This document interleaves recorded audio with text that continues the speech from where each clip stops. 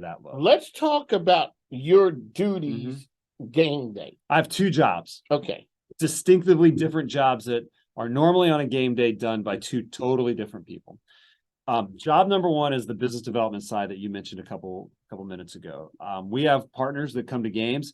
I want to make sure that they're taken care of. I want to make sure that if there's a hospitality portion of their partnership, that they're involved in that. I want to say hi. I want to get some FaceTime to them. Mike, you've been in sales. You know exactly what that's like. You need that. You want to shake the hand. You want how they're doing, how their week's going. If they've got kids, you want to meet their kids.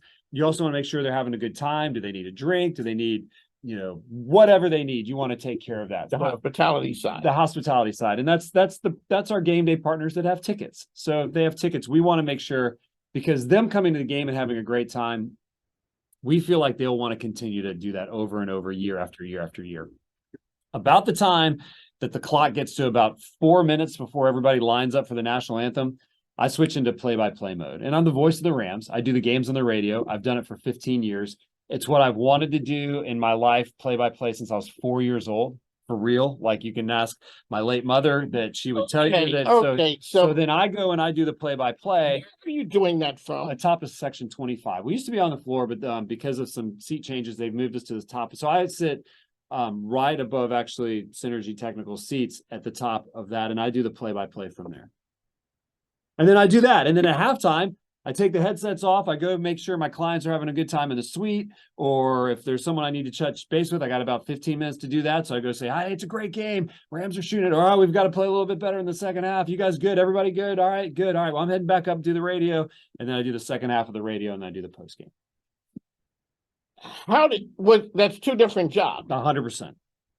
How'd you end up doing both of them? Because I've always wanted to do play-by-play, like I said, since I was 4. I grew up in Atlanta and wanted to do it for the Braves.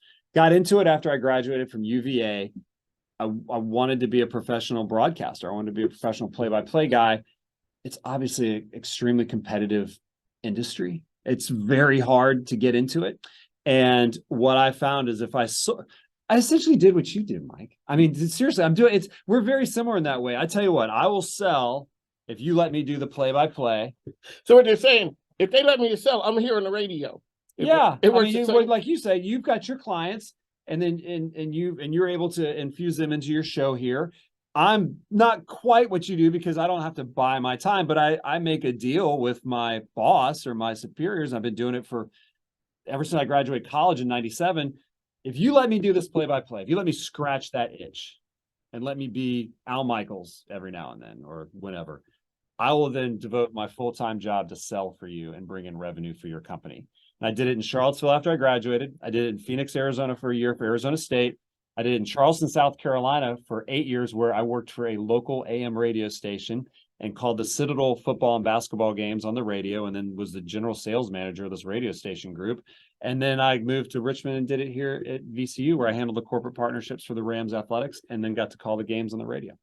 So that's it. And at some point, like, would I want to be on Monday Night Football and pay me Joe Buck money to do Monday Night Football? Yes. I'm sorry. I love VCU, but I would try to figure out a way to keep doing basketball. From the sales standpoint, I've made my last cold call if that's the case, but my talent is not that good. And it's also a very competitive industry. So I tell people I can't feed myself, much less my family, on the play-by-play talent that I have. So I've got to figure out another way to supplement that. And you found that. And the sales. You found that. Hey, I truly understand.